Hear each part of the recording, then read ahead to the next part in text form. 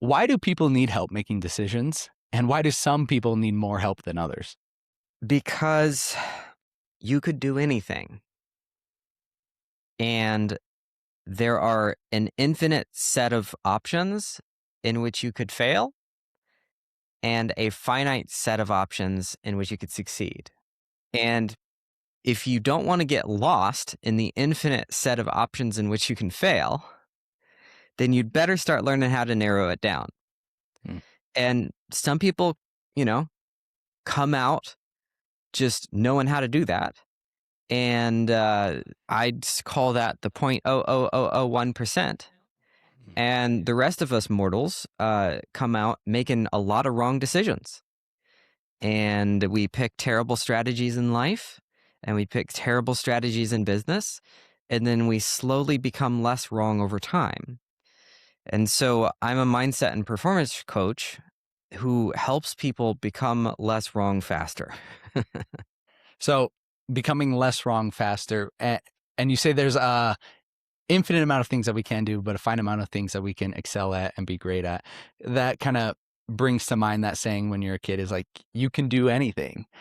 Do you think that you can do anything, but you can't excel at everything? Like, is there a specific thing that we should be developing and that starts developing at a young age? Yeah, so we really like positive motivational things that sound good to everybody. And those things are great for keeping hope alive when somebody is feeling down, or keeping motivation alive when somebody needs a little bit more juice. And so the statement, you can do anything, is really useful if you need to encourage somebody to, keep going for a little while. But it is not literally true. And as someone who grew up following advice literally, Hmm. I really suffered because people said you could do anything. And I said, okay, well, then I'm going to become a rock star. And I'm not saying that I couldn't theoretically have figured that out over time, but the reality was I didn't have the knowledge base to achieve that goal at the age that I decided I wanted that. And I did have the knowledge base to achieve 20 other goals. And if I would have chosen those, I would have succeeded earlier, faster. And then if I had wanted to become a rock star later, it would have been possible because Hmm. I would have mapped out a strategy for life that made me steadily more competent and powerful over time. And so I am a big proponent of getting people to become more competent so that they can do more things over the long line of their life, over achieving specific goals that people get really attached to and muddle their way through, and sometimes don't have the tools and the knowledge to get there. Hmm. And so the advice of you can do anything is true in the sense that you can try anything. But we all know that if you're short, you can't play basketball. You can't win at basketball. It doesn't mean you can't, if you're short, you can't become a trick basketball player who does a show or, gets on YouTube and finds a unique angle. It doesn't mean that's not possible. It just means that if you're aiming for something that is clearly not a fit for you, then stop and aim for something that is a fit for you. It doesn't mean don't achieve your dreams. It means start achieving dreams that are possible first. Have you heard the phrase, you don't want it, you want to want it? Huh. Tell me So, more. so that's something that in my youth, 18, 19, 20, 21, 22, got really into, I've always been really into the gym, but I got into competitive CrossFit. I was like, okay, I want to go to the games. I want to be really good at fitness, and I want to be really, really fit. And that stemmed from, a love of the gym and sports and doing all of this stuff. And then when I started doing training all the time, like that was my job. I was doing 6 hours a day. I'd eat 6,000 calories a day. I'd be going to bed for 11 hours. I'd be doing stretching. It was everything that I was doing my whole day was that. I started to not, I wasn't having fun. I wasn't enjoying it. I was like, hey, this is my job. It's not supposed to be fun. That's what I was telling myself. I was like, it's not supposed to be fun. It's supposed to suck. Like, you're just in the grind. And then after the 2022 season, after the break, I rolled up into the gym and I just like sat outside the gym for an hour and then I drove away. I was like, I can't do this anymore. Like, I can't do it. And the only thing that was going through my head was like, I didn't want it. I wanted to want it. Like, I didn't know what else to do. I had no other aspirations. I was really good at this. And I was just trying to force myself into wanting to want it enough to excel at it. I love that. And I encourage people to, as opposed to force their wants in a specific direction, learn how to know what they want. Mm-hmm. And that's the question, right? That's the hard part. Yeah, it's a complicated question, but it's one worth exploring. 100%. And I have found that when people take on the whole, okay, I'm going to rise and grind, it doesn't matter if it feels good today, mentality too far, they actually atrophy their muscle of desire. Hmm. And so the capacity to want is not some spoiled, immature child part of you, unless you let it be.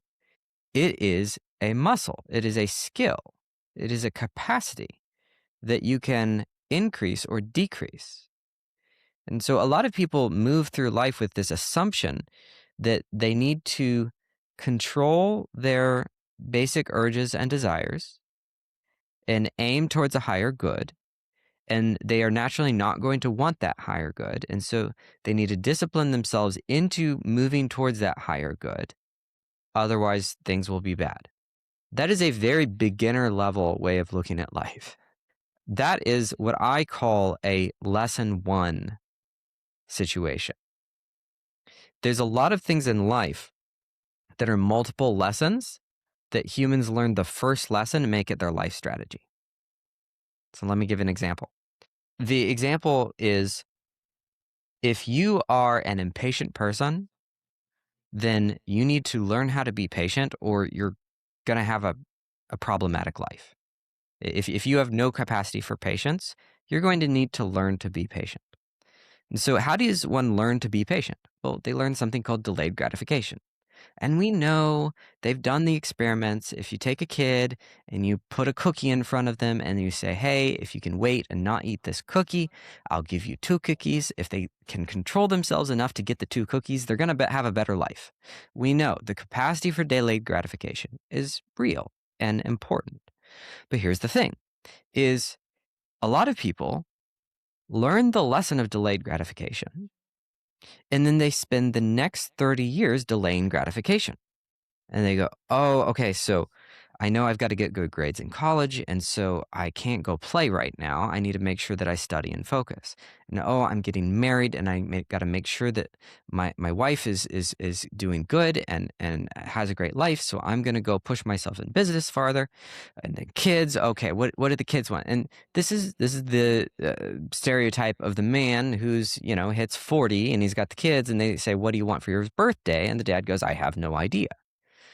Right? And it's because he's lost the capacity to want, because he hasn't been using that tool.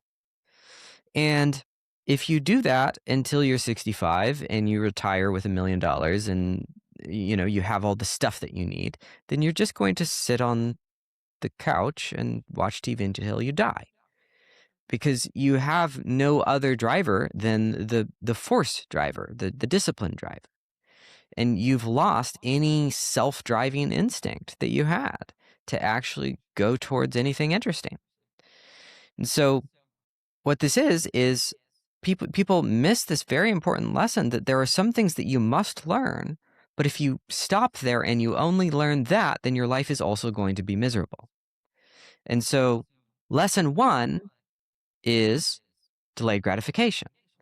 Lesson 2 is conscious gratification. Right? Mm-hmm. When you are born, you are in the desire for unconscious gratification. You just want stuff. You don't know why you want stuff.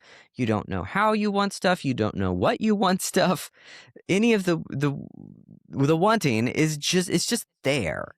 And if you don't get it, you're angry or you're sad, you're upset, and you don't know why you're angry, sad, or upset. It's just happening. And so we teach this lesson. Hey, delayed gratification.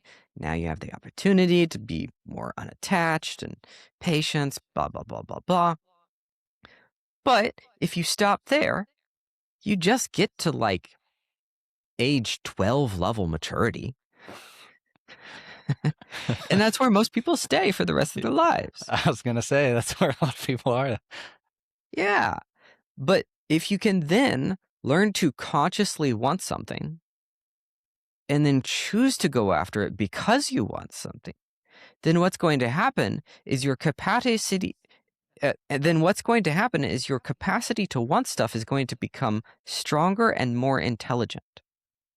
Because earlier I said people who want things, people who believe that discipline is life, they think that their wants are bad, right? But this is so easily disproven, it's ridiculous. Because all I need to do is say the sentence, if you want to touch a hot stove, and then you touch a hot stove, now you no longer want to touch a hot stove.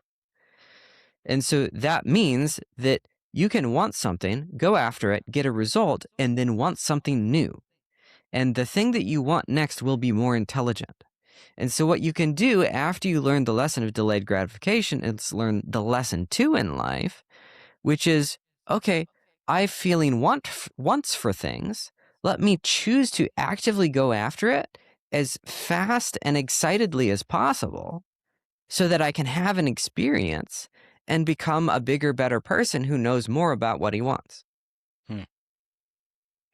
How do you navigate the large wants, like the overall arching goal wants versus the day-to-day wants, if that makes sense?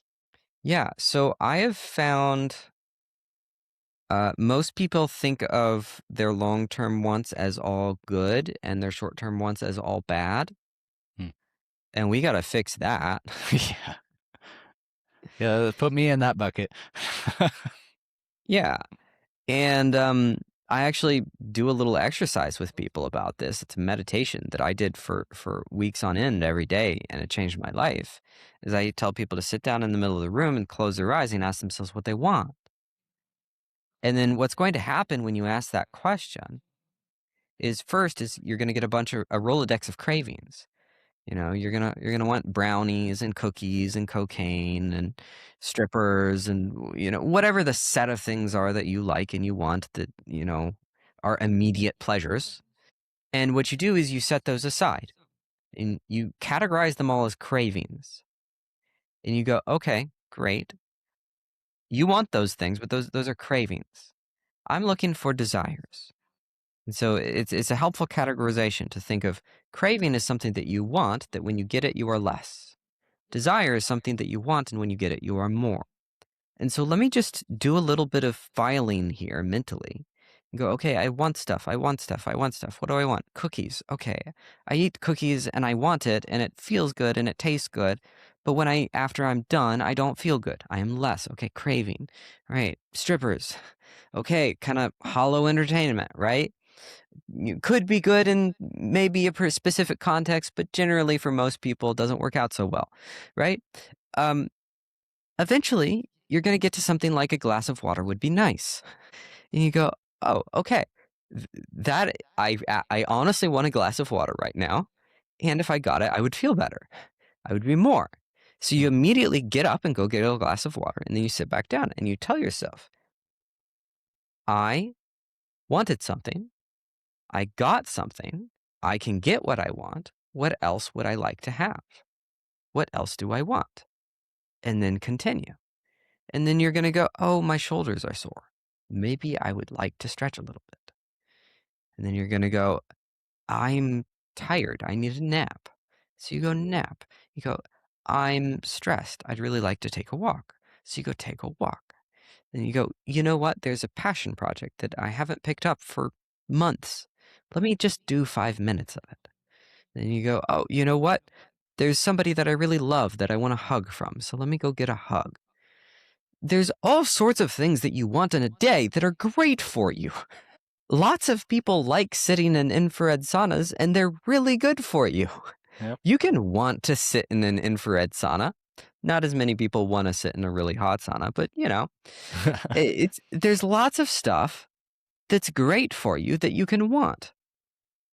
But you just don't have practice wanting it, because every time you want anything, you yell at yourself to shut up. Mm-hmm. So how can you transform it? In that scenario, I mean, again, just trying to navigate it for, you have the hard charging, high achieving, wake up in a personal performance debt every day type person. And that person is overworked. They are driving each day for what they want. They're, under gratified in terms of they're always delaying their enjoyment and their happiness. And so if they do that exercise and they sit down and they say, when they come to that conclusion of like, oh, I need a nap. I'm tired. I'm underslept. But then that other side of their brain will kick in and be like, yeah, but if you sleep, you're going to start not doing enough work and you're going to start neglecting your overarching goal. You have people in that boat. What do you say to people who think that way or navigate that way? You could say I've met a couple people like that. I'm sure. All clients Yep. and myself.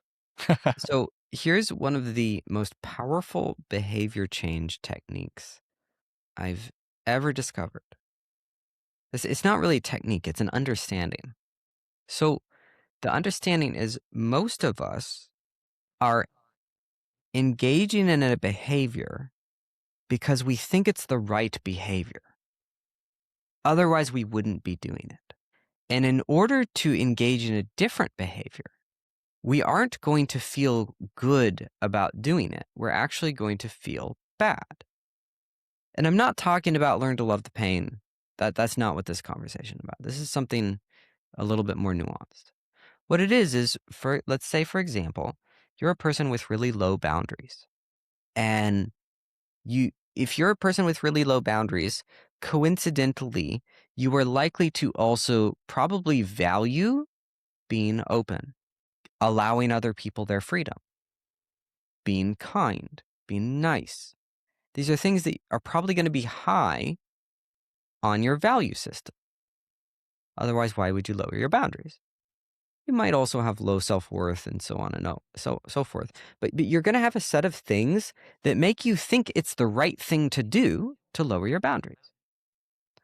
And so if you get to the point of learning where you realize, oh, I need to start setting boundaries, what's going to happen next is the first time you set a boundary, you're going to feel the emotion of being an asshole. You're going to feel like a bad person because you're setting a boundary and that's controlling on another person. You're literally creating a situation where that person is not allowed to go past. And so in some ways, you are actually constricting their freedom. You're saying, no, don't do that to me. You can do that somewhere else, but you don't do that with me. That's not okay. And the first emotion that you're going to have is that you're bad for doing that. And so what I have found is that in order to do the right thing in a place where you need to change behavior, you often need to feel the emotion of being a sinner, being wrong, because your mental tapes are wired towards the other behavior. And so if you're a person who is really hard driving and you really want to get a lot of things done, and then you examine the evidence and you realize that you are underslept and therefore doing really stupid things trying to be productive, and your performance is dropped through the floor. And so the conclusion is, ergo, you probably need to go to bed. Then the next job for you is to be willing to experience the guilt that comes when you stop. It's actually your job. It's not wrong. It's not that something is amiss. It's that that is the expected emotion when you engage in that behavior. Interesting. So a lot of people, when they think they are starting trying to start a new habit or change their behaviors, they expect that good feeling, and they expect it to, I don't want to say easy, because changing yourself is hard, but they expect that immediate feedback that this is good, I'm moving in the right direction. But you're saying they should expect the opposite. They should expect, like, hey, whoa, this isn't what I've trained myself to know. They should expect a bad feeling that they're letting themselves down in certain instances. Correct, because otherwise you would be doing it already. And it's Right? yeah, I mean, you saying that, it sounds so logical, but as humans, we are not logical, even though No. we think we are.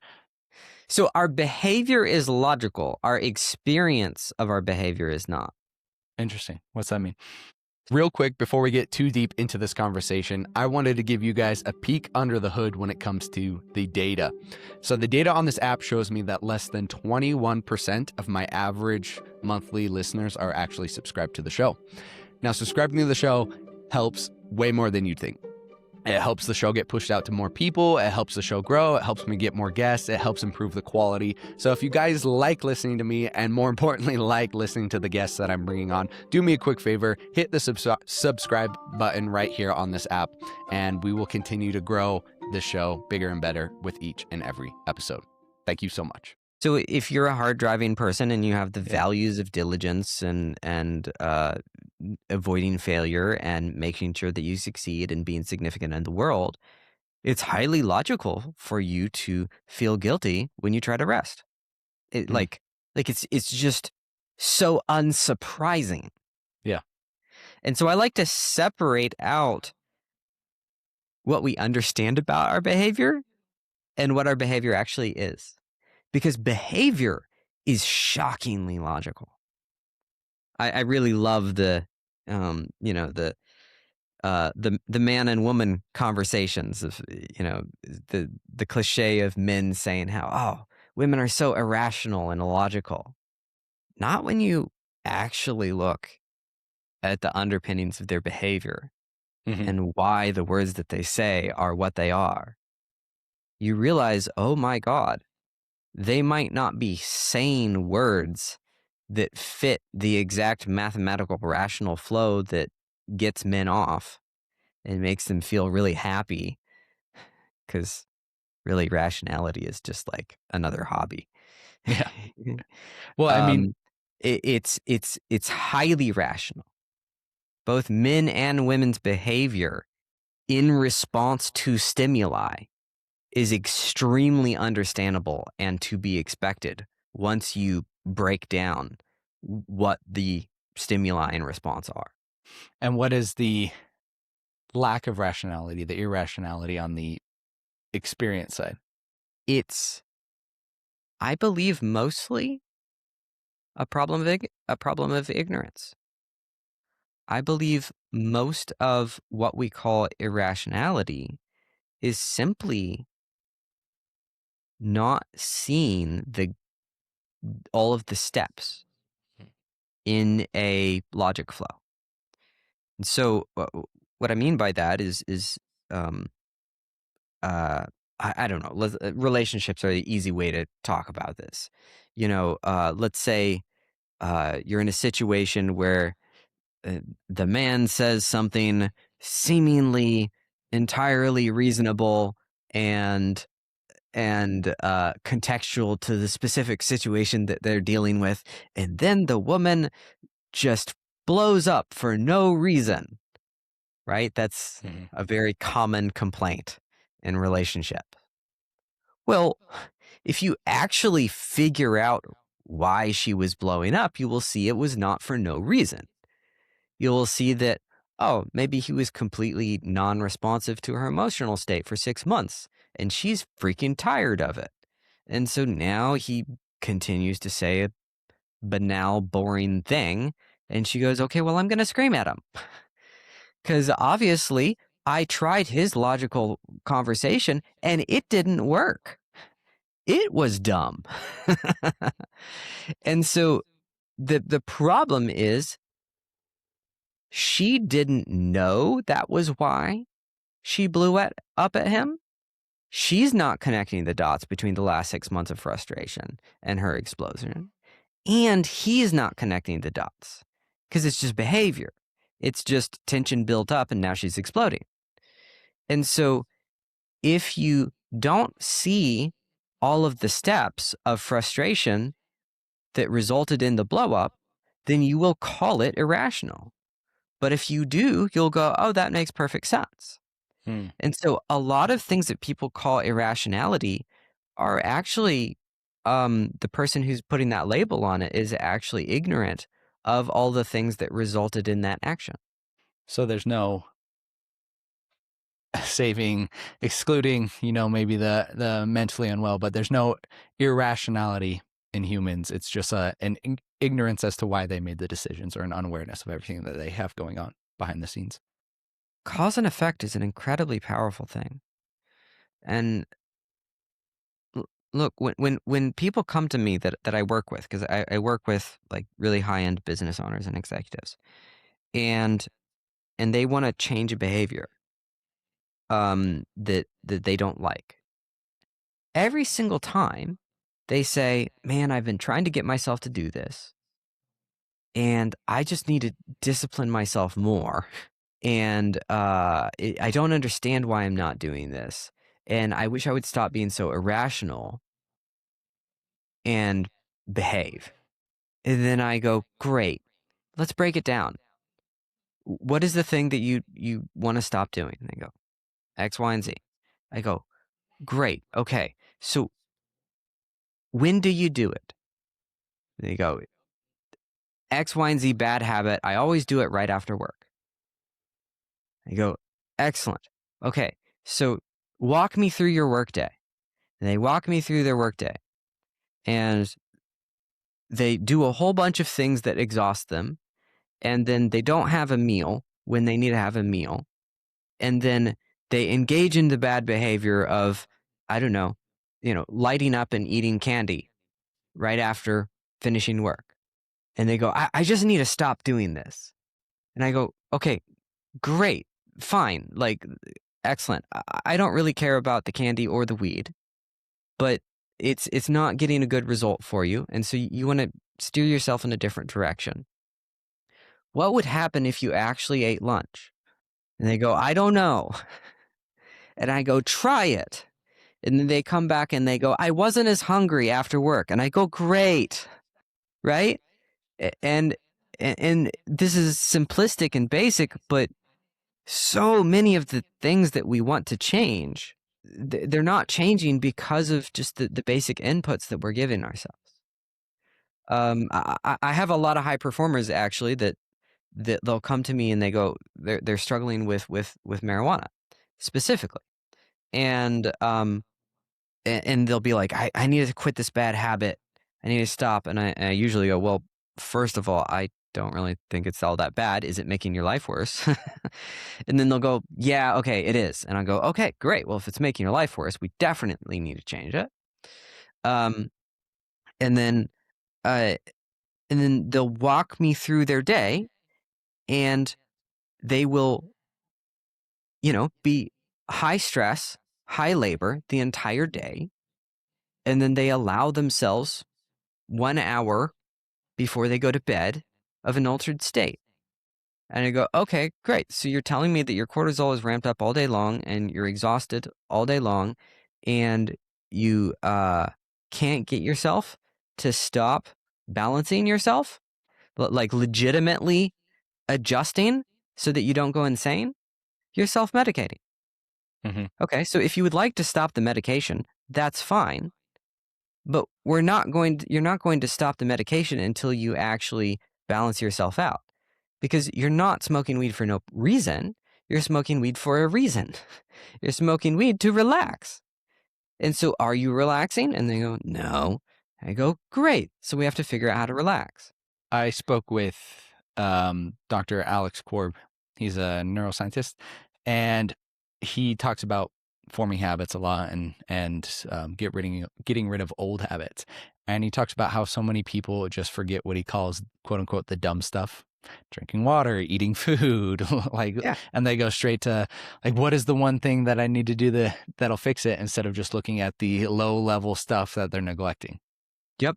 And then the other piece that I really love, Jordan Peterson said it best. I love this moment. One day he was, I heard him say, if you want to quit alcohol, you'd better come up with something that's better than alcohol, because alcohol's really great.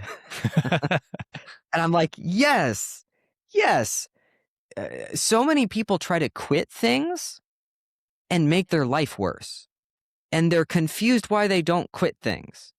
You know, somebody's smoking and they go, man, this is the one moment of happiness in my day. I really need to stop.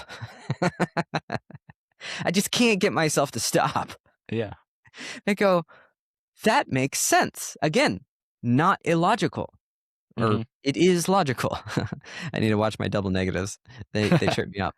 But for me, I was a sugar addict, and it destroyed my life. I almost got diabetes, and it wrecked me in so many different ways. It was a legitimate hardcore addiction, and at that point in my life, sugar was the only thing that meant happy, because I had a really bad life, and I wasn't fully able to quit the sugar addiction until I had some happy. I mean, part of the process was quitting to get happiness, but I had to legitimately fill my life with something better than sugar, which is hard. 'Cause sugar's really nice. I struggled with, especially when I was doing the CrossFit thing, and after, because after I quit doing CrossFit, there was a void in my life. I had no idea, no direction.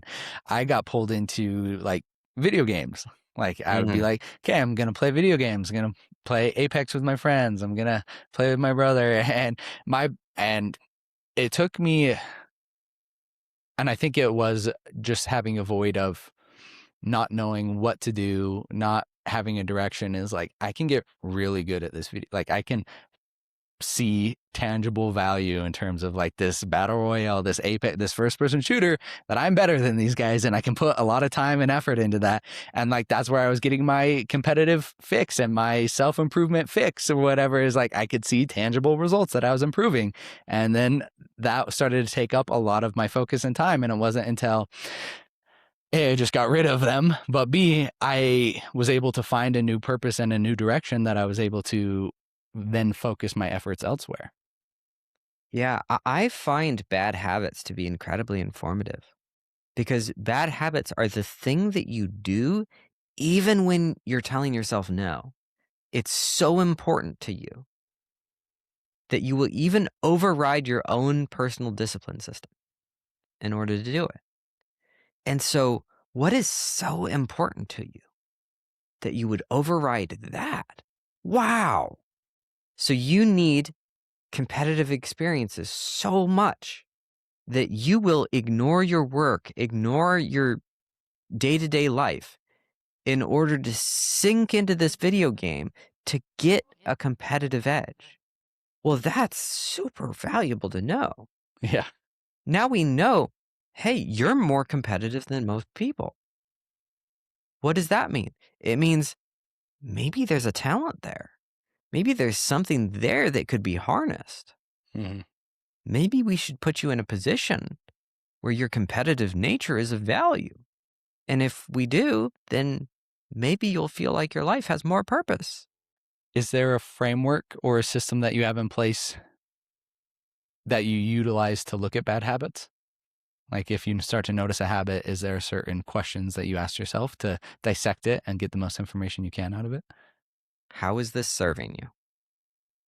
It's one of the most valuable questions I've ever come across when it comes to changing bad habits into good. Is to go, what are you getting out of this? If you're Mm. drinking all the time, is it making you more socially adept? Excellent. That's great data, right? It means either you always wanted to be social and you just have some hangups, or it means you aren't good at being social and you need some work there, or it means something else. Maybe it means that you're alone and you don't like it. Maybe it means that you need community or a relationship. there's so many things that can tell us. And I don't think I've run into a bad habit where this isn't true. Mm. Because again, humans' behavior is logical. Um, Most of it is at the base level to meet first your Maslow's hierarchy of needs, and then your 6 human needs, according to Tony Robbins, which I really like, which is uncertainty, certainty, significance, connection, growth, and giving back. And so you can't have a completely predictable life. And so if your life is completely predictable, you will start doing unpredictable things to mess it up. One of the top demographics of compulsive shoplifters is white, blonde, 30-year-old trophy wives, because everything is taken care of. So why not steal something and see what happens? Mm. And that's not conscious. Like like I said, compulsive shoplifters. They don't know why it's happening, and I do. It's because everything is so predictable. If your life is completely chaotic, then you will establish a pattern somehow. And so some people, they have a crazy life and they just watch the exact same show every night before they go to bed, or they eat the exact same food, or they take the exact same drug in the exact amount that they want. Um, eh, Actually, drugs are useful for this reason, because you can actually predictably measure out the unpredictability that you get. Mm. Right? And so you can actually meet your needs for unpredictability and predictability with the same substance. Um, uh, it, Significance, connection, we have to feel like we are our own separate identity, and we have to feel like we are connected to others. And then if those 4 are met, we don't feel good if we're not growing, or if we aren't helping others, come up with us. I think it's an incredible framework. But fundamentally, you don't need to know what all of the human needs are. You just need to know that if you are doing something with such force and vigor that you are trying to stop yourself and you're still doing it, then there's probably a reason why. And if you Mm. can find that reason why, then within it lies your power. You've said you don't find your purpose, you build it. As a Correct. kind of, is that building off of those Maslow's hierarchy and Tony Robinson's 6? You're setting yourself up and putting yourself into a position to find your purpose versus just, or I guess to build your purpose as opposed to just stumbling onto it. Yeah. So purpose is just a skill set. It is the skill set of doing purposeful things. Hmm. And so people walk around blind going, where's my purpose? Where's my purpose? Where's my purpose? But you can take a purposeful action today. Everybody can. There's something. You can, see the old lady walking across the street and take a second to go, you know what? I'm going to help this time. And maybe it feels like it means something to you. That doesn't mean something to everybody, but something means something to everybody. Uh, Alex Hermosi is well known for talking about feeling a degree of emptiness and uncertainty around these topics. But the reality is, it feels deeply meaningful for him to help business owners. Same, actually. Um, uh, but as a result, he is actually coming into his purpose through doing more of it. His life is becoming less hollow over time as he continues to do things that are meaningful to him. Hmm. And he's getting better at doing meaningful things over time. And so, if you can learn how to do something meaningful today, then you can learn how to repeat it tomorrow. If you can learn how to repeat meaningful actions, that's going to increase your capacity to take meaningful actions. And if you continue doing that until all of your actions are meaningful, then you will be living a meaningful life.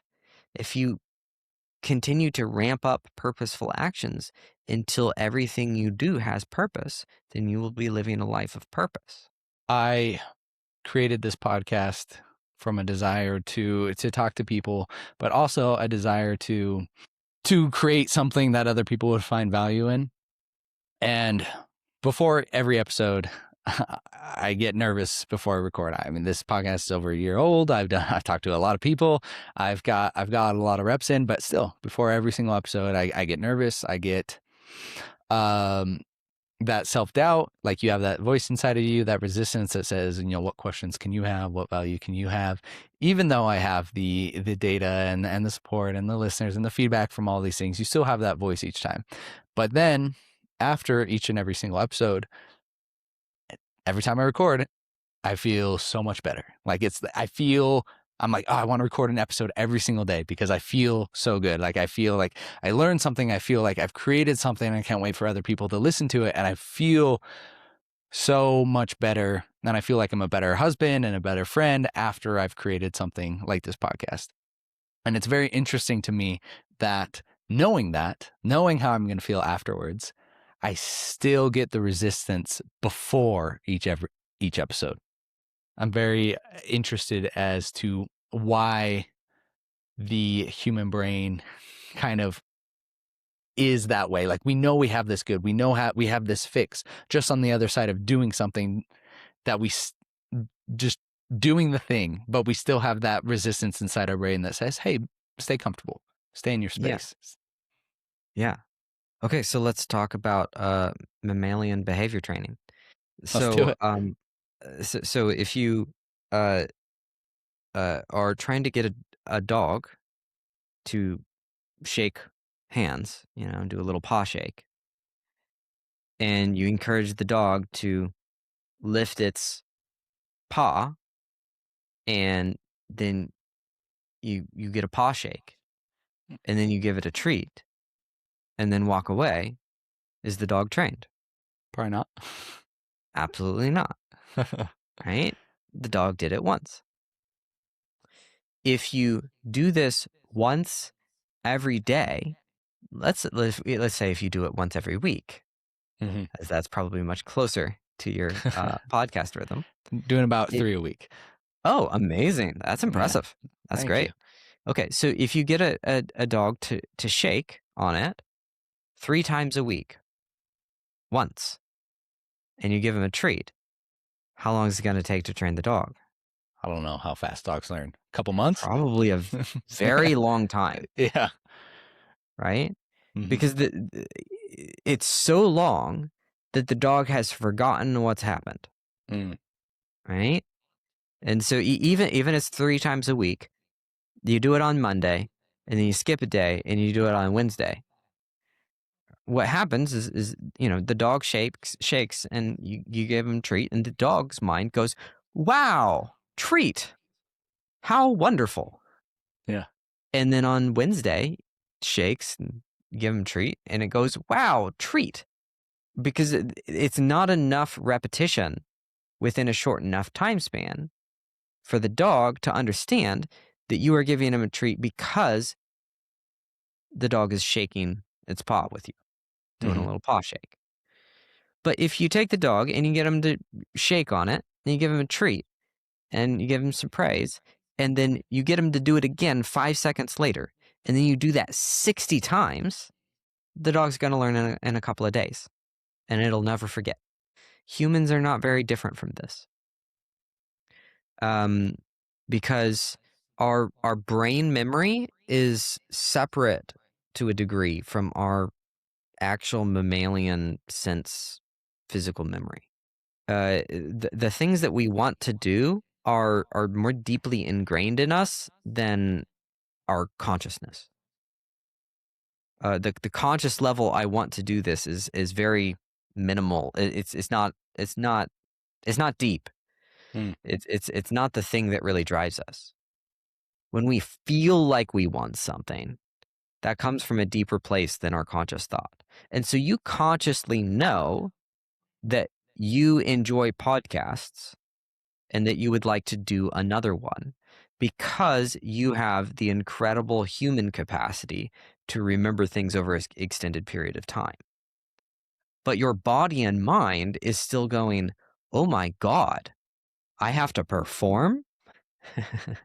This is terrifying. I don't like performing, Hmm.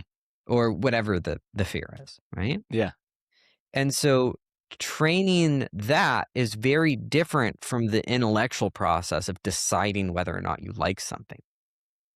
And so an example way to start fixing this would be to schedule a series of experiences that make you enjoy this thing in a way that makes you want to do more.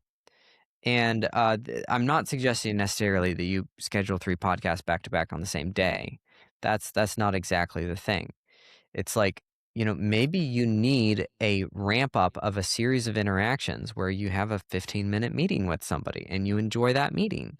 And Hmm. then a 15-minute podcast planning meeting with somebody else and you enjoy that meeting. And then you go on a podcast and you go, oh, wow, like, really got some rhythm today and that felt really good. That's a really basic way to do this. Maybe it's in learning how to hype yourself over notes and question. There's many different ways that you can break it down, but basically you need more reinforcement than 3 times a week. Yeah. And if you can alter that, then you can do it. I worked on this on stage performance because I was a musician, Mm. and I had stage fright, just like so many people do. And I learned how to transform that into excitement because the physiological symptoms of anxiety are the exact same as excitement. So you can actually shift it. But it didn't come from one stage performance. It came from, getting up on stage over and over and over again. And some of the most impactful actually was the practice of like, can you have a performance where you have to get up on stage like 3 or 4 times in the same show? And so you can just get yourself to walk up the stairs and wave at the crowd 3 times in a row, and you get, 10x the results from doing it once a week or something. And I so it's a reps thing. Yeah, I was along this line. I had this idea. I was like, "Hey, I need more exposure, just to conversations and situations, and developing a flow with the people I'm talking to." So I am signed up for. I'm going to start doing a 12. I think it's a 12-week improv class. No desire to act, no desire to do the improv, but I want to get the reps. I want to expose myself to that situation and develop that skill set. Well, I am currently in improv comedy level 4.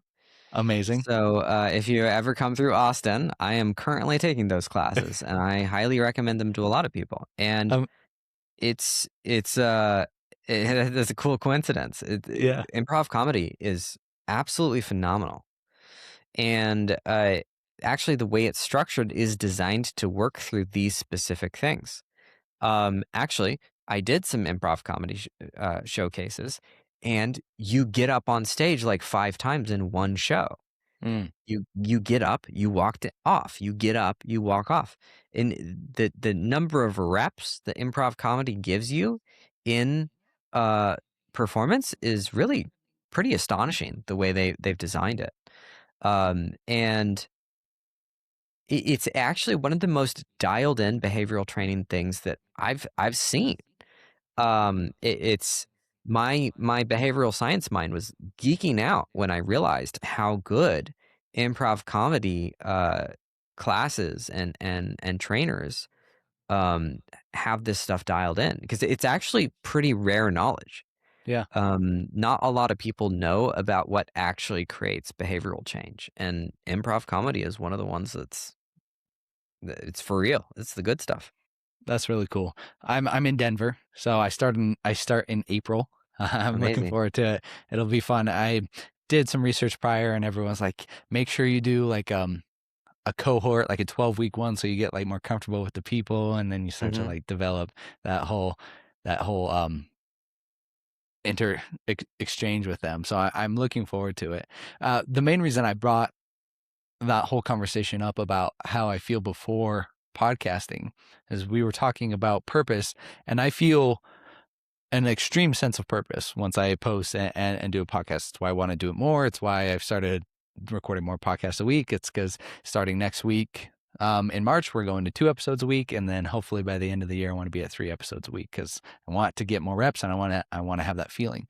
But why I brought that up is because a lot of people, I think, innately believe that if they have their purpose, it is then easy. Everything's easy. And what I was trying to convey is like, I feel purpose. I feel great. And I feel more fulfilled having done this podcast than I have ever doing anything else. But I still feel the resistance each and every time I go to do it. Yeah, absolutely. There's one other piece that's really fascinating is it's very hard to get our brains to actually be on the thing we want them to be on. Hmm. And so before the podcast, your brain isn't really on the podcast. It's on, well, I don't know if I want to do this today. I'm tired. I don't know if I've got these 5 other things dialed in. I'm nervous about the podcast. The brain is on all of those things, Mm-hmm. right? Otherwise, you wouldn't be feeling the things that you feel. Mm-hmm. And uh, it's very challenging to get the brain to be having the experience you want it to have when you're not in the experience. But there's a way to actually be thinking about the podcast in a way that's quite exciting. But your brain doesn't go there. And so this is another really fun tool that I love working on with people is a lot of people, they're like, man, I just have so much trouble getting myself to do the thing, whatever the thing is. And so in your case, you get yourself to do the thing. Mm-hmm. But a lot of people, they've found their thing kind of the way you have, but they can't get themselves to do it. And when I work with somebody who's like that, I ask them, well, what were you thinking about 10 minutes prior to the event? And it was always something else. It was not the thing itself. They were either thinking about all the stressors around it, or maybe they were thinking about how once I do this, then that means that 3 months from now, I'm going to be able to do that, right? Once I build this product and scale it, then I'm going to be able to build the multinational blah, blah, blah that I'm excited about, right? Mm-hmm. And so another thing that I work on with people is I say, can you actually get your brain to loop on the very specific action that you're about to take and try to create a good relationship with it? And so if you're a writer, can you take a walk and think about the literal words that you're going to write, the first 2 sentences, and loop them in your mind until you're ready to actually walk back in the house and sit down at the typewriter and write those words?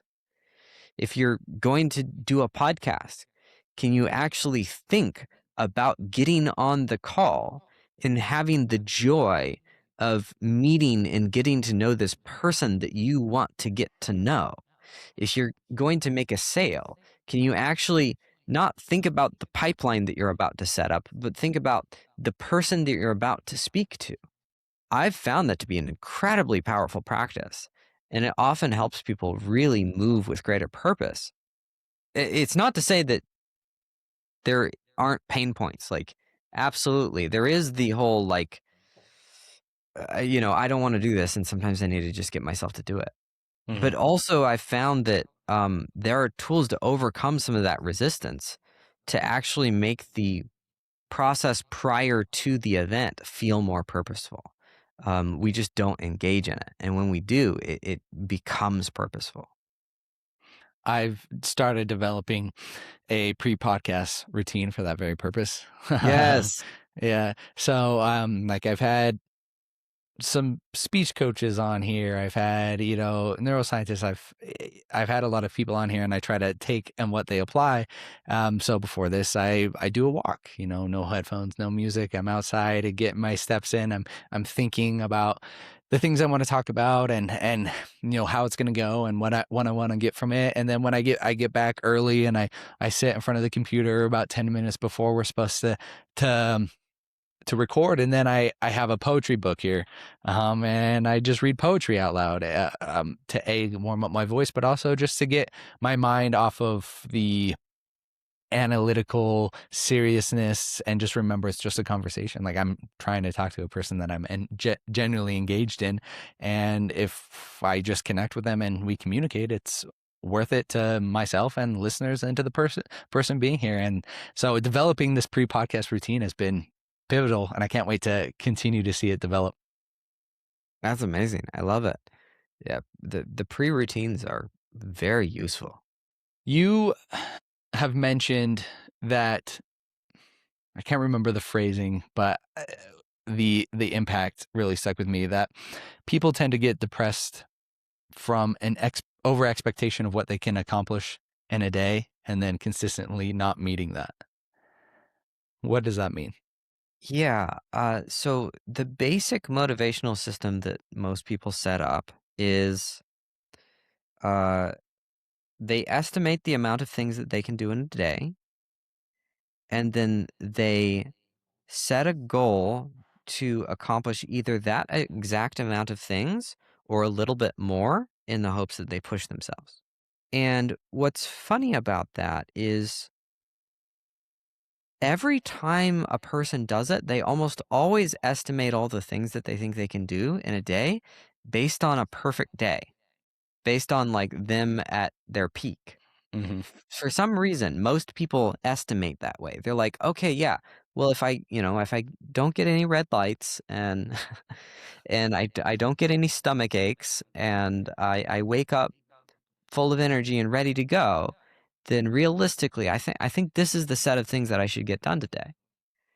And I don't know about you, but I almost never get all green lights, and I get belly aches, and I often wake up sleepy.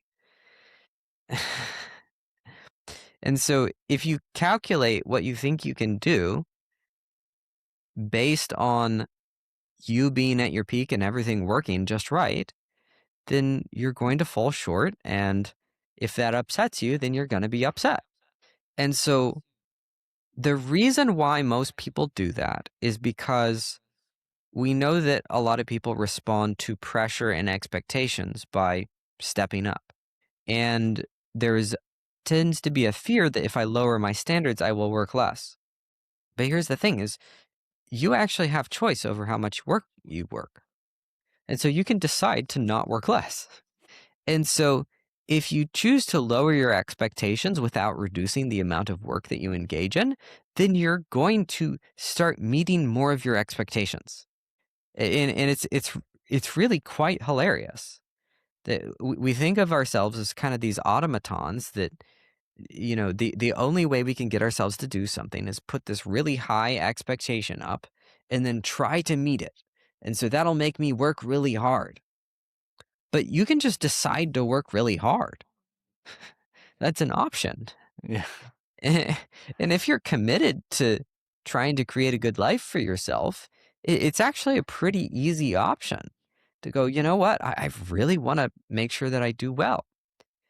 And so if you set your expectations low and you try as hard as you can, then you will start consistently meeting expectations and going overboard on those expectations. And I don't know about you, but that creates a lot more positive emotion in my mind. Yeah. When I beat my expectations, I go, wow, yay, I'm very happy about this. And I feel less sad. And so I I really encourage people to, as opposed to creating this really large container of expectation that you try to fill, see if you can create a really small container of expectation and squash as much in there as you can until you can just overcome it. Mm. Until the bar is so low and you're jumping so high that it looks absurd. And all you have to do to make that happen is just don't jump lower when you lower the bar. That sounds like a recipe for, that sounds like a cure for people who are high achievers who don't feel much joy when they actually achieve it. They just feel like they did their job. Like, I finally got this thing that I need, that I've been working for. all right, what's next? What's next? That's something that I find myself struggling with. I'm becoming aware of it. I'm trying to focus on that daily journey, because like you say, I have these expectations and these goals that I'm trying to achieve, and when I achieve them, I didn't achieve this goal. I met my expectation, and that's not cause for joy or Yeah. reward. Yeah. And The so I'm greatest trying to emotion that you feel is relief. exactly 100%.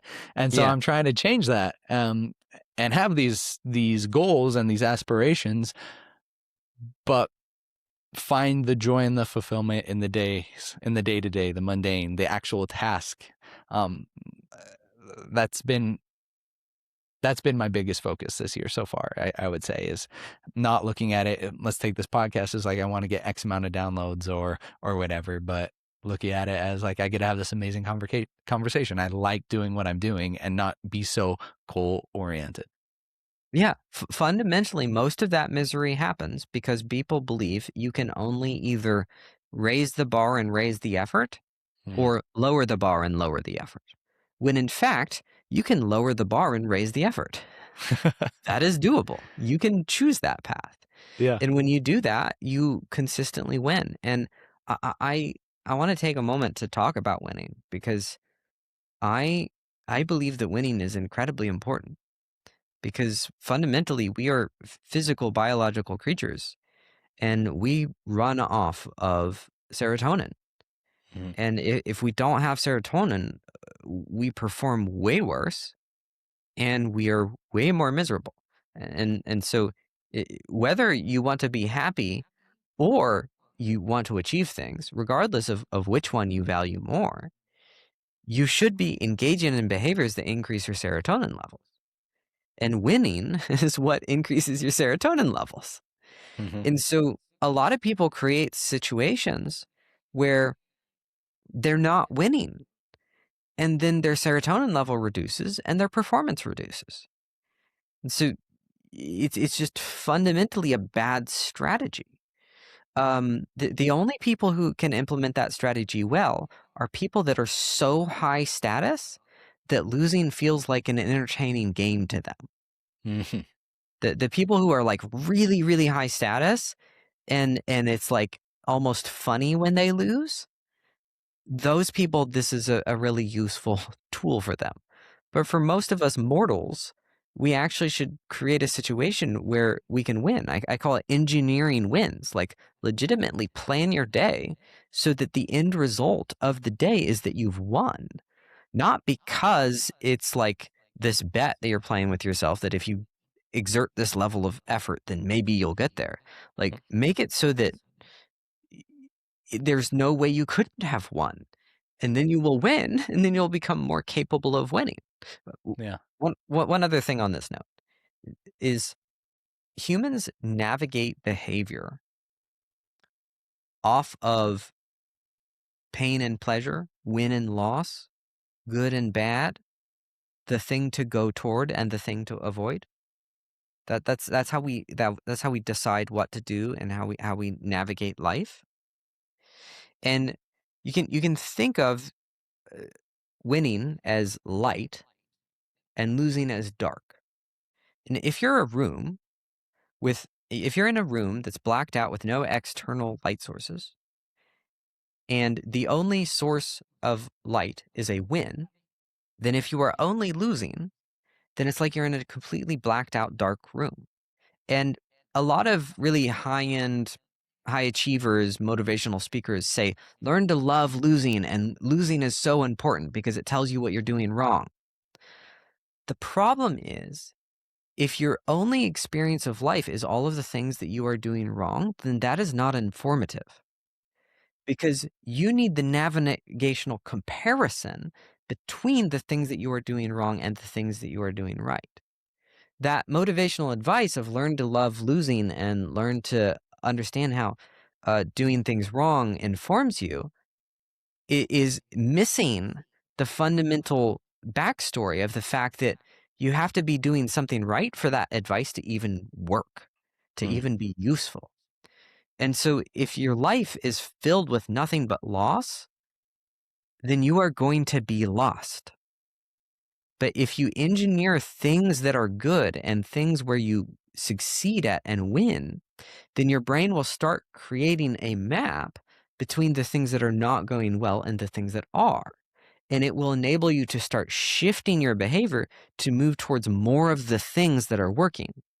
Hmm. But you can't do that fundamentally. Like, it doesn't work in the human mind if the only thing that's happening is losing. And so winning is shockingly underrated and incredibly important. What are some examples that somebody, let's say, who works a 9 to 5 could engineer to look at as a win so they can stack their days as a win? Um, that you walked outside when you woke up. That's a great one. Mhm. Um, that you stood on one foot and balanced with your eyes closed. That's an excellent win. That you ate something decent. That's a great win. Um, that you and then later in the day that you did the things that you committed to, and you purposely committed to a small number of things. That is a really useful way to start winning. Yeah. Is a lot of these these wins, is a lot of it a person's ability to actually look at them as wins? Yes. Yeah. So you win when you succeed at something that you decided, if you succeed at it, it's a win. And one of the major issues is most people don't define their typical day-to-day behavior as any of them as wins. And the reality is the less things you define as a win, the less you're going to experience winning. Mhm. So why would you want to do that? A lot of really high achievers only define their uh actually, let me correct that. A lot of people who want to be high achievers. A lot of the actual high achievers don't do it this way, but a lot of people who want to be high achievers, they will define only their major successes as wins. Like, when I hit $1 million a year in revenue, right? And this is a person who's, never cracked 5K a month or something. Mhm. Like, once I hit 1 million, then I will have succeeded. Once I hit 1 million subscribers on YouTube, oh boy, good luck. Good luck being happy about your life. Yeah. If you get to praise yourself once in the next 2 years, if it takes you that long, some people it takes them way less. Uh, but it's just impractical. I actually started engineering this in my own life when my life was not going well. And I did this little trick, which is humans need ritual to cement habit and experiences and for it to mean something. Mhm. Um, and so I realized that I needed to feel more like a winner. And all of this stuff that I just described to you felt like bullshit to me. I was like, why would I just decide that something is a win? This is so dumb, because I have to set my expectations way higher than this because I need to get a bunch of these things done. Mhm.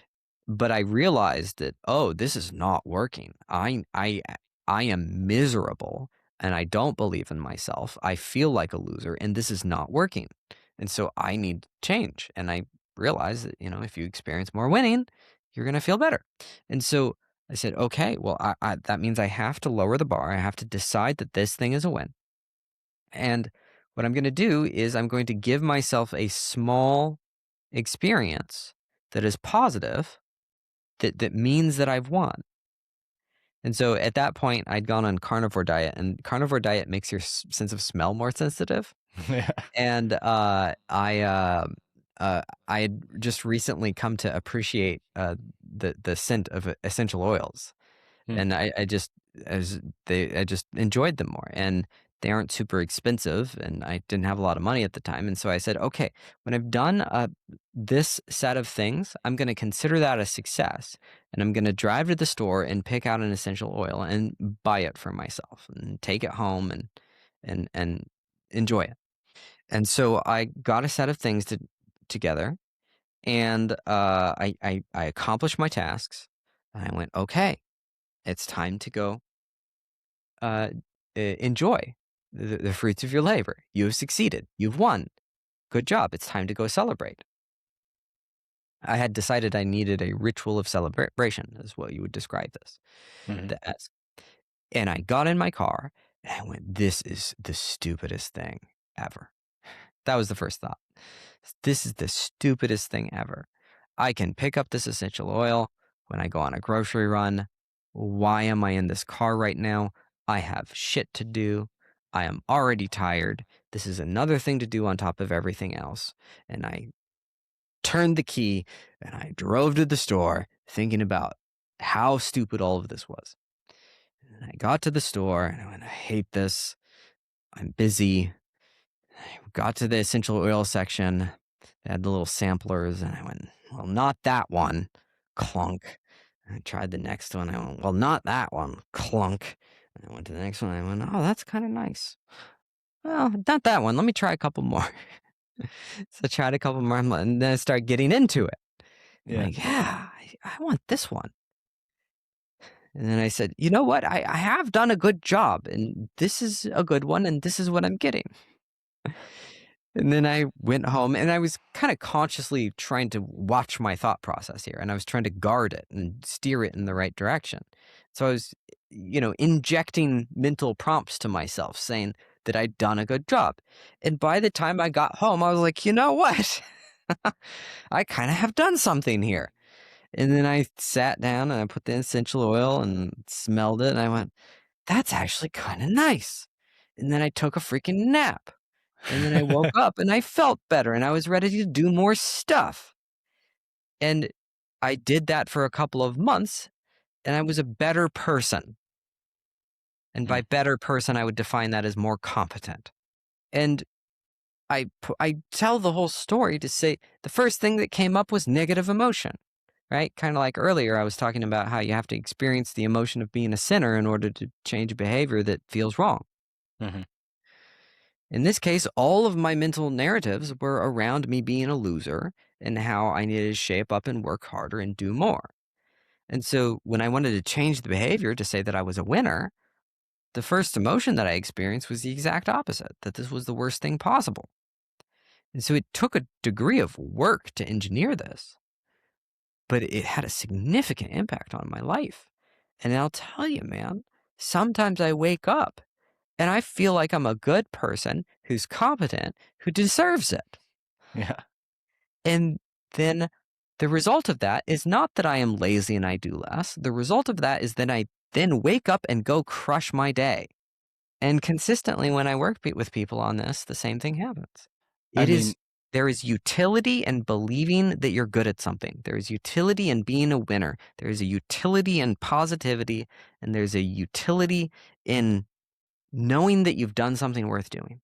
it's so interesting the fact that we've been talking about people thinking that if they lower their bar of expectation, they're going to lower their effort. But like hearing your story and hearing what you're saying, and then just my own personal ideas, like I often find myself waking up with that productivity debt that I'm in, like, okay, I got to get this done. Like you've got stuff to do, or if you don't do it, there's not success. But just the idea of you saying like, I often wake up and feel competent and like a winner. And I'm like, just hearing that, it's like, okay, if I woke up that way, I would be far more inclined to continue working and doing the things that I'm doing. Yeah. There is a fundamental assumption in society that if you wake up feeling that way, you won't want to get anything done. Yeah. And that is true for a percentage of the population. And Hmm. that's not us. Hmm. And for a lot of you people who might be listening right now, it's not you. There are so many people that that narrative is not of service to them. Hmm. How long after you implemented this routine did it take for your mindset to shift in terms of A, not saying this is stupid, but and then also B, to see yourself as a winner and to have that improved self outlook? Yeah, so a lot of mindset stuff is not binary. It exists on a spectrum Mm-hmm. because it's all skill based. Mm-hmm. It's not all just you shift mental models and then you're there. And so I felt really miserable and I hated myself. And then I woke up a couple days later hating myself a little bit less, and that was really nice. Yeah. And I decided to keep doing that. And to this day, I still lots of days wake up in I can't remember the phrase you said, like productivity debt or something. Um, great term. Yeah, I definitely wake up going, oh man, there's more than I need to do, but the percentage is way lower, and now it's more in balance because sometimes there are things we need to do, and it can be healthy to wake up with a sense of purpose or duty or need or expectation. Sometimes Mm-hmm. it just needs to not become your entire life. And so there's a lot of things. Um, Again, I mentioned this lesson one, lesson two thing of, a lot of people learn lesson one of life and then make it their life strategy. Having expectations of yourself is useful. You just don't want to live in expectation. Experiencing loss, experiencing like you aren't enough, those are useful things. But if you make it your life, that's a terrible life. Mm. So you need to have balance. And that requires us to experience a multiplicity of things and a balance of things and to bring ourselves continually into balance. And so it was a long journey that worked almost immediately, if that makes sense. What is one thing that you'd want somebody listening to this or somebody exposed to your work to take away from your work or from this conversation? Good things have utility. It's so weird. Humanity and its narratives, most of them are designed to try to drive us to good things in some way, shape, or form. And religion uh, is based on aiming towards good to the best of its capacity, and laws and social norms, all of it, we're trying to aim towards good. But most of it is filtered through the frame of bad, right? It's filtered through the frame of don't be bad. Mm. But kind of like this idea of if you only know losses, then you can't know wins. If the only thing you're focused on is all of the ways in which you shouldn't be bad, then you aren't going to know what good is. And you're just going to become a nothing burger. There's going to be nothing there, Yeah. right? The absence of bad is not good. The absence of bad is just the absence of bad. And so that's why I often say that when I work with people, my job is the job of, let's say, therapy, for example, is often to get somebody from -1 to 0. Mm-hmm. I work on helping people get from 0 to +1. Like, can we actually put some good things in there? And Yeah. that's if there was one thing I would say there's utility in consciously aiming towards good, not through processing all of the bad things and trying to avoid them, but trying to actually actively aim for, desire, want, act on good things on purpose, as Mm-hmm. opposed to living through the mental framework of avoiding bad. I think that's something that I personally really need to hear. I find myself, my wife's in second year med student, very busy. She's very busy. I'm always trying to work on the podcast and do the research and the stuff that I do. And I find myself, on the occasion where my wife and I are sitting together on the couch trying to watch a movie, seeing the lack of utility in this, like, oh, I could be reading, I could be taking notes for the next podcast, I could be, working on the thumbnail, I could be doing all this stuff versus appreciating the little time that my wife and I can have together and just the utility of sitting next to each other and being able to hold her and to be held. It's often lost just in the fact that that it has no value, quote unquote. My woman and I are also incredibly busy, and we don't watch a lot of television. Yeah. But we're watching a show right now, Foundation. It's really solid, Nice. good Yeah. stuff. Was it Um, Isaac Asimov? I have the yeah, books. which I'm a huge fan of the books, and of course it's a different story, but Hmm. they treated it well, and it's super entertaining. Um, but but when we turned it on, we looked at each other and we went, "We're watching a TV show.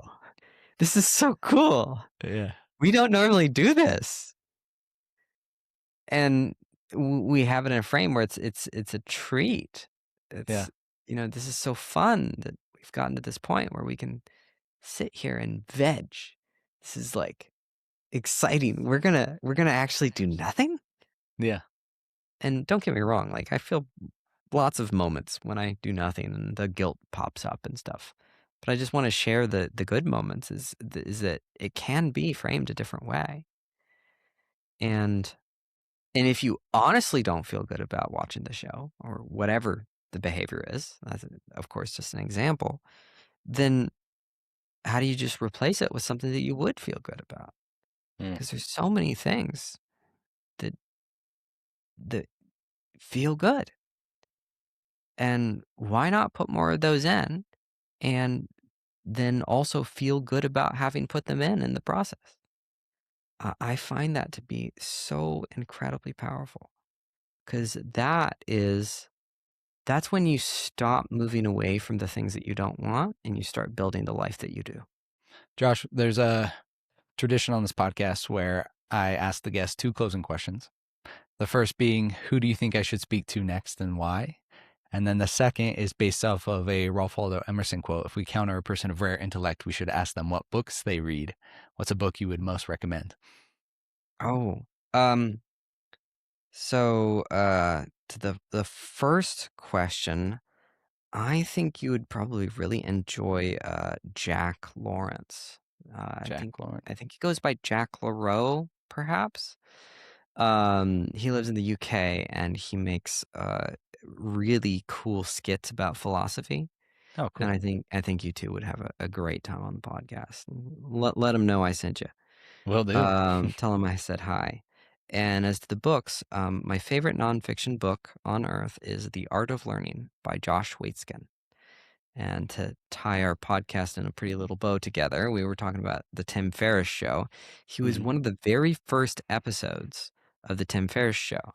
And he's Tim Ferriss's personal friend, and he's been on like 3 podcasts ever. It's like a very small number. He's not a very Yeah. public person, but that podcast actually was life changing for me because it was the first person I'd ever met other than or learned about other than me, who was fascinated by learning theory, the skill Mm. of learning. And his book, The Art of Learning, is just truly incredible. I highly recommend it. Yeah, that sounds like something um, I would get a lot of value from. I'm going to put that on my list. The problem with doing 2 to 3 podcasts a week is I can't keep up on the books. I, Yeah, the you might have to switch questions soon. I know. You mentioned you threw a little cue in there. You said my favorite non-fiction book. What's your favorite fiction book? As a fellow Uh, fiction connoisseur over here. and I really believe a lot can be learned from fiction. I think a solid half of the things I learned were from nonfiction and half were from fiction. Hmm. Fiction can teach you incredible things. Ender's Game. Oh, Ender's Game is phenomenal. still the closest to my heart. Was that Orson Scott Card? Yeah. Yep, yep. I read it at an age where it made me feel not so alone. I Yeah. went to college when I was 15 years old, and so I lived a fairly different life from the normal. Hmm. And that book is the story of a boy who lives a life that is very different from the normal. And it was interesting when I was later in life, having a rough time as an adult, and I hadn't yet turned things around.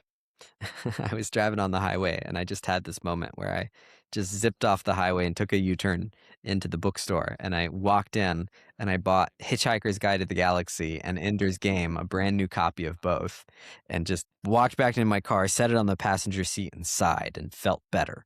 Yeah. I realized I just want to have those two books in my life always. Uh, And I reread Ender's Game as an adult, and first of all, it still held up. Incredible book. mhm. But it was an updated version that had a foreword where Orson Scott Card talked about the response, the reception that that book had gotten. He said, "I've gotten thousands upon thousands of letters from children who were advanced for their age, who were in college or doing things that adults do. There was beyond the norm, who had written back to him saying, 'Thank you. This is the first time in my life I didn't feel alone.'" And so it really is a special book, especially for the people who need it. Yeah. But it's a fascinating page turner for anybody.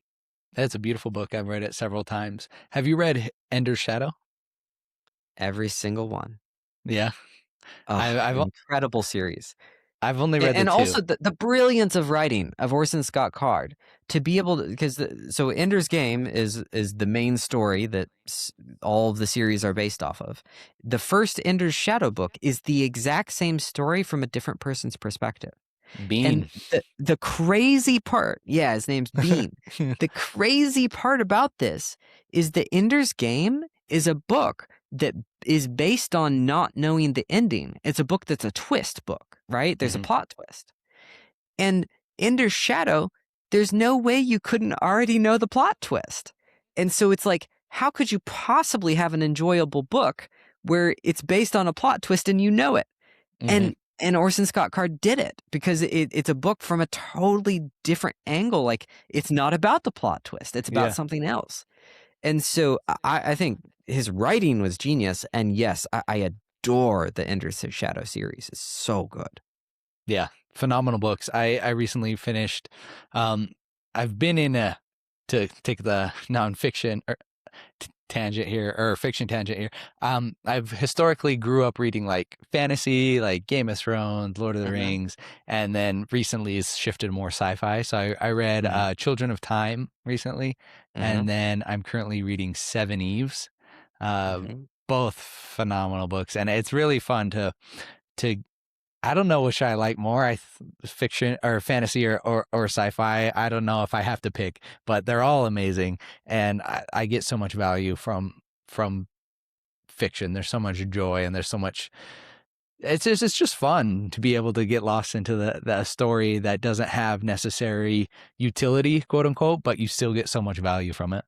Yes, I agree. Science fiction and fantasy are two of my favorite genres as well. It's phenomenal, and there's so much to learn from it. My man, awesome. So, good. Well, I really appreciate your time today. Where can people follow you? Where can they get more of your content? Yeah, so you can follow me on Instagram at Josh Terry Plays. And if you'd like to work with me, I work with business owners and executives on mindset, strategy, decision making, optimizing performance. It's sort of like therapy and business strategy combined, but better. And you can find me at the same handle, joshterryplays.com. Awesome. Well, thank you so much for your time today, Josh. Thank you so much for having me. This was a delight.